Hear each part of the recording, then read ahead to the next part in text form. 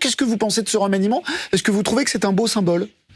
Non, je ne pense rien. Enfin, il y a quand même un symbole. Vous ne pensez rien? Non, s'il y a quand même un symbole, c'est que Madame Sibeth Ndiaye avait dit il y a quelque temps que s'il le fallait, elle était prête à mentir pour le président de la République. Alors je trouve ça assez comique pour quelqu'un qui, Monsieur Macron, passe son temps à dénoncer les fake news chez les autres, mais il a comme porte-parole quelqu'un qui a annoncé la couleur, si on peut dire. C'est-à-dire que elle est prête à mentir. Voilà. Je pense que les Français sont pas si bêtes. Alors, le Brexit, ça se passe pas très bien. Quel scénario vous souhaitez-vous pour le Brexit? Un no deal, un nouveau référendum? Vous savez pourquoi ça se passe pas bien? Ça se passe pas bien parce que ceux qui ont perdu n'acceptent pas d'avoir perdu. En fait, la situation, c'est exactement la même que celle en France. Pas du tout. Si. Attendez, laissez-moi parler. C'est la même situation qu'en France en 2005. Je vois des affiches de vous dans mon quartier et je me demande qui sont vos militants, alors que je ne vois pas d'affiches des Républicains, je ne vois pas d'affiches d'En Marche. Tout simplement, d'abord parce qu'eux, ils ont accès aux grands médias. Nous sommes interdits des grands médias.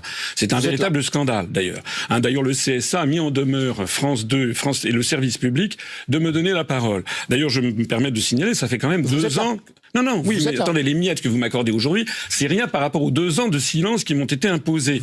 Et j'ajoute va y avoir un grand débat avec les têtes de liste le 4 avril, et qu'on nous a interdit d'en faire partie. Donc nous sommes en ce moment référés liberté au Conseil d'État. On verra ce que la justice répond. Oui, mais si nous ne sommes pas invités, nous allons manifester ce jour-là. Je donne rendez-vous le 4 avril à partir de 18h devant les locaux de France Télévisions. Est-ce que vous envisagez, pour ces élections européennes, un rapprochement avec Florian Philippot qui, comme vous, est frexiteur et qui, comme vous, est crédité d'à peu près 1% dans les sondages? Est-ce que vous envisagez d'unir vos faibles forces? D'abord, nos forces sont beaucoup plus fortes, je pense, que celles que vous voulez bien nous accorder. Deuxièmement, j'ai regardé la moyenne de tous les sondages publiés, ils vous donnent tous à peu près 1%. Alors, d'abord, les sondages ne sont que des sondages, et deuxièmement... Il vous reste 15 secondes. Comment voulez-vous que les Français votent pour quelqu'un qui l'aurait caché depuis 2 ans?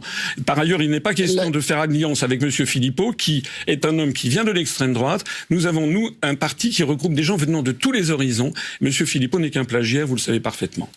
François Asselineau, invité de l'Instant Politique sur